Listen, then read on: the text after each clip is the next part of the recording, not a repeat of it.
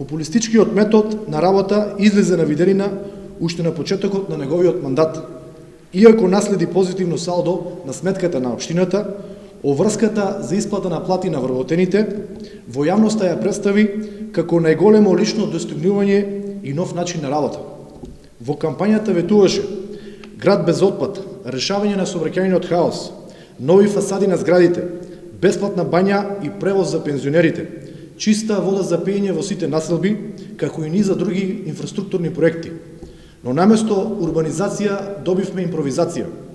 Општината во овие 100 дена се повеќе наликува на организација која склучува меморандуми за соработка и организира настани, представи колку да може новиот градоначалник да биде присутен во јавноста.